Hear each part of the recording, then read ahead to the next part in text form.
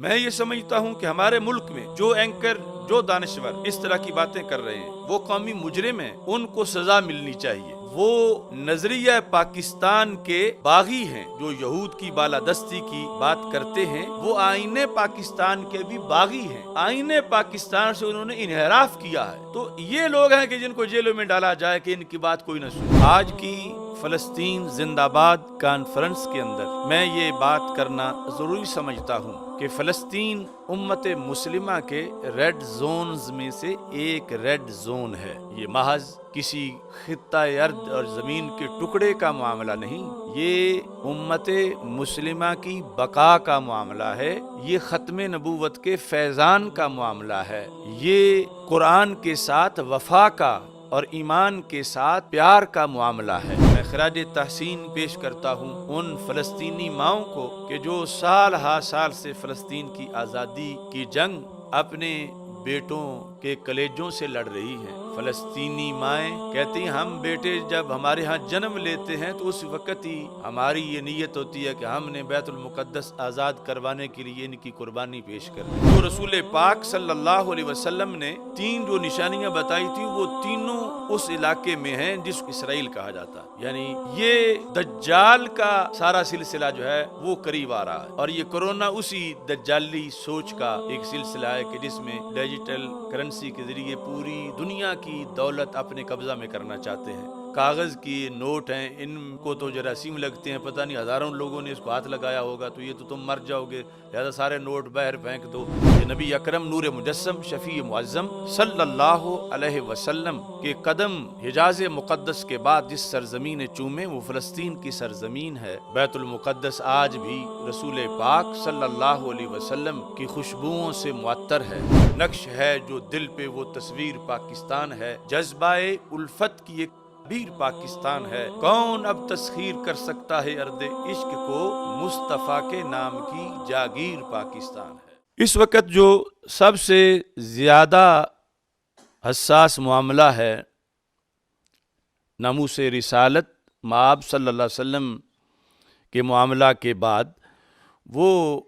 فلسطین کو تسلیم کرنے کا معاملہ ہے۔ تو فلسطین کے لحاظ سے شروع سے ہی جب سے اسرائیل نامی ملک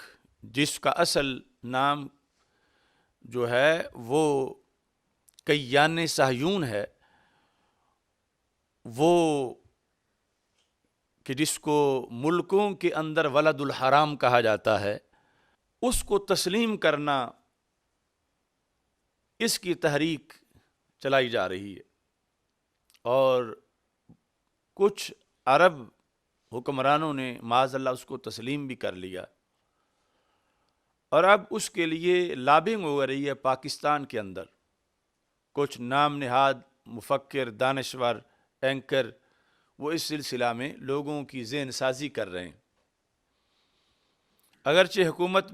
بظاہر ابھی انکار کر رہی ہے، لیکن یہ جو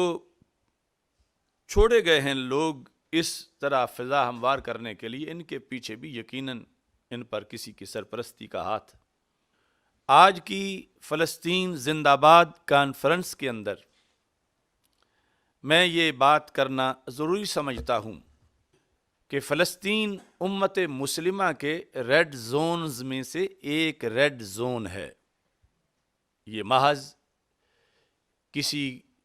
خطہ ارض اور زمین کے ٹکڑے کا معاملہ نہیں، یہ امت مسلمہ کی بقا کا معاملہ ہے، یہ ختم نبوت کے فیضان کا معاملہ ہے، یہ قرآن کے ساتھ وفا کا اور ایمان کے ساتھ پیار کا معاملہ ہے۔ محض مسلمانوں کے ساتھ ہمدردی وہ بھی ضروری ہے کہ جہاں مسلمان رہتے ہیں ان کی سرزمین ہے، مثلا کشمیر کے ساتھ،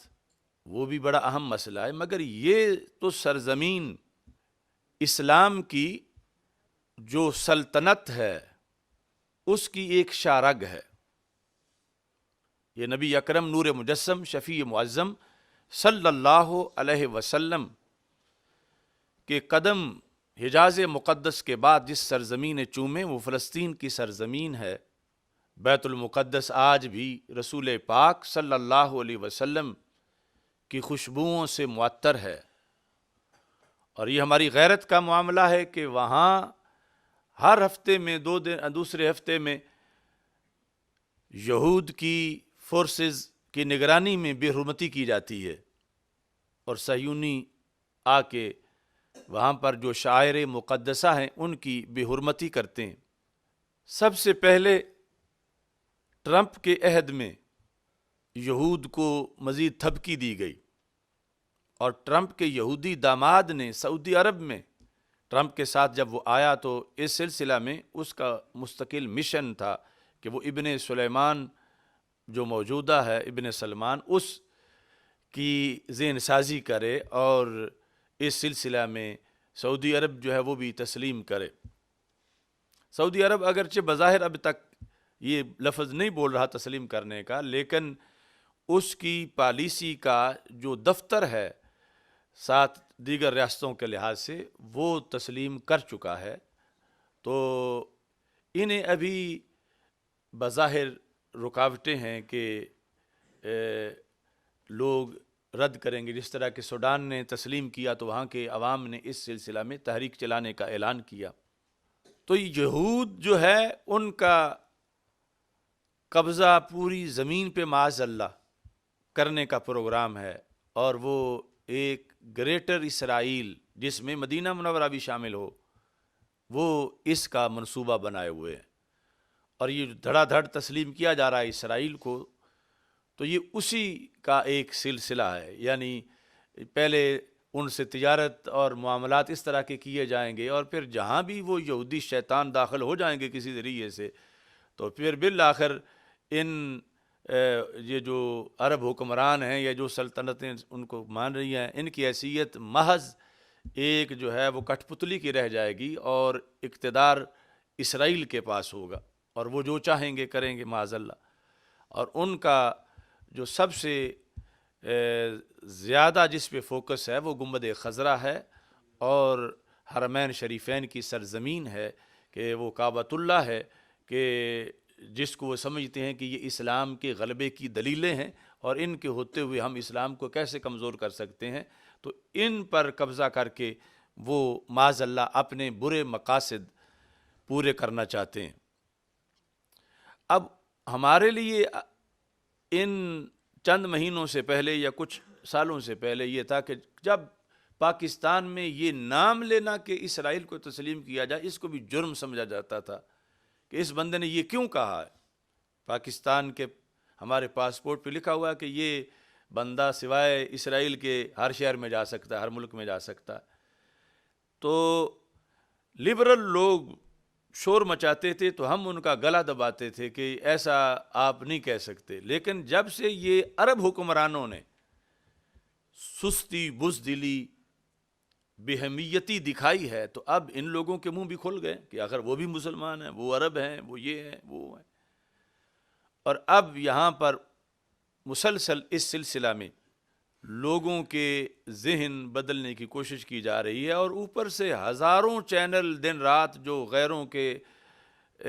اس پر ہماری اولادوں کے ذہنوں پر زہر چھڑک رہے ہیں، نظریات جو ہیں جل رہے ہیں، تو انہی کے اندر یہ بھی مکس کر رہے ہیں کہ فلسطین کے مسئلے کے لحاظ سے بھی کہ امت اس کو ہلکا سمجھے کہ کوئی نہیں، وہ اگر انہوں نے قبضہ کر لیا ہے یا ان کو کسی نے تسلیم کر لیا ہے۔ حالانکہ جب یہ ٹرمپ نے بیت المقدس کو ان کا دارالحکومت بنایا اور یہ سب کچھ ہوا، تو اس وقت چاہیے تھا کہ ساری امت یہ روکتی، لیکن عرب ان میں سے یعنی حکمران جو ہیں، جو مسلط ہیں، وہ اتنے عیاش ہو چکے ہیں کہ انہیں اپنی عیاشیوں سے فراغت نہیں، اور امت کے اجتماعی مسائل کی طرف ان کی کوئی توجہ نہیں۔ اس موقع پر میں خراج تحسین کی پیش کرتا ہوں ان فلسطینی ماؤں کو کہ جو سال ہا سال سے فلسطین کی آزادی کی جنگ اپنے بیٹوں کے کلیجوں سے لڑ رہی ہیں۔ فلسطینی مائیں کہتی ہیں ہم بیٹے جب ہمارے ہاں جنم لیتے ہیں تو اس وقت ہی ہماری یہ نیت ہوتی ہے کہ ہم نے بیت المقدس آزاد کروانے کے لیے ان کی قربانی پیش کرنی ہے۔ اور گرے ہوئے مکانوں پر بیٹھ کے آنسو تو بہاتی ہیں مگر اپنے مشن سے اور اپنے موقف سے دستبردار نہیں ہوتی۔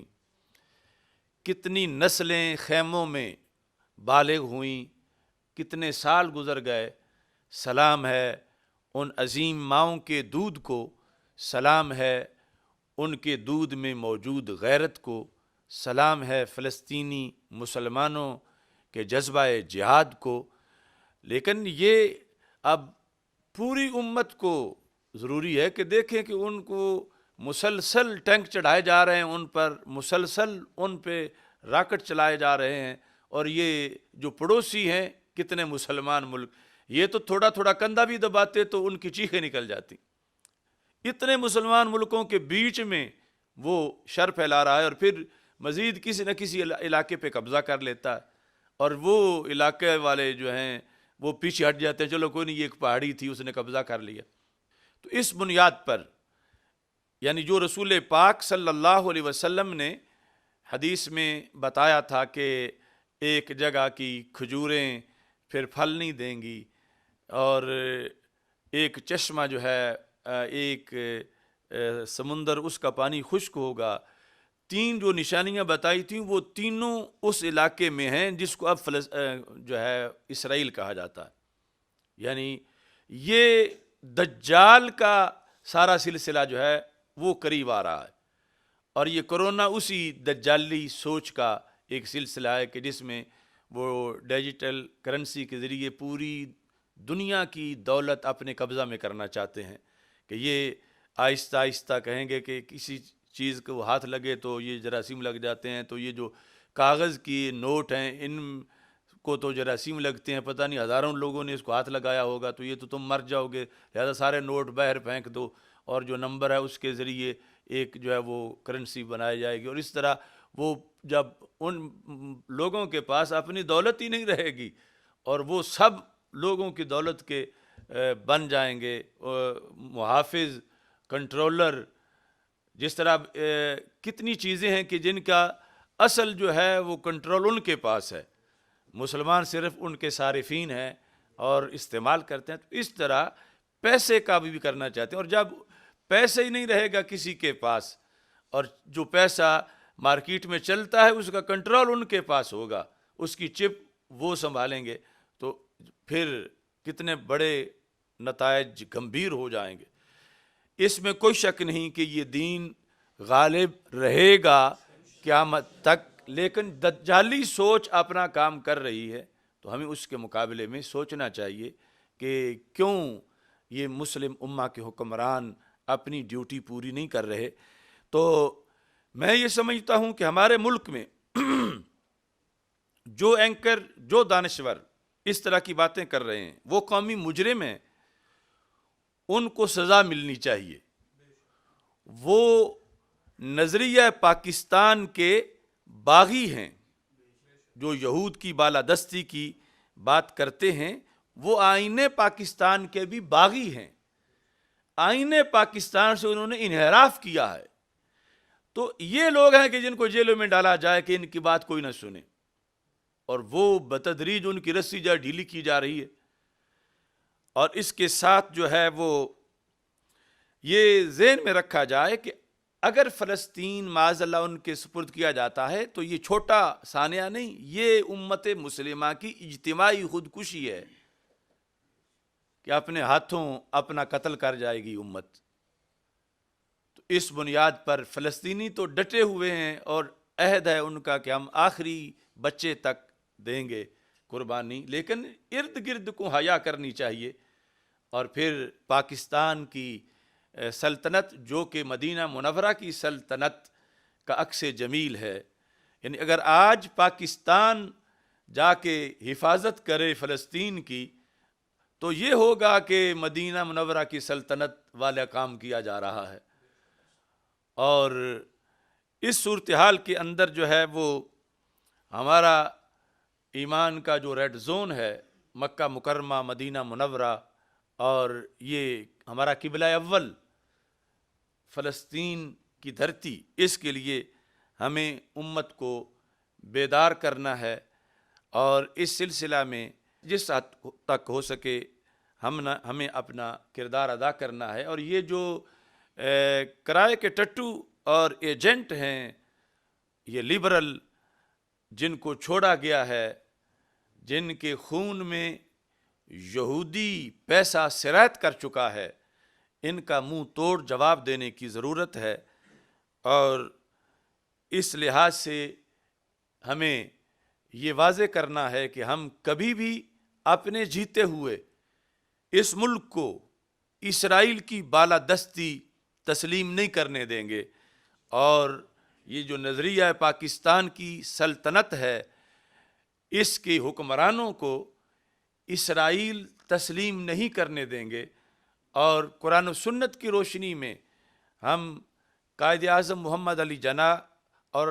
شاعر مشرق نے جو یہود کے خلاف ایک قلعہ بنانے کا عزم کیا تھا، ہم پاکستان کو اسی قلعہ کی شکل میں انشاءاللہ قائم رکھیں گے.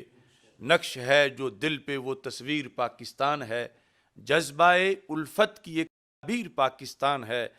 کون اب تسخیر کر سکتا ہے ارض عشق کو،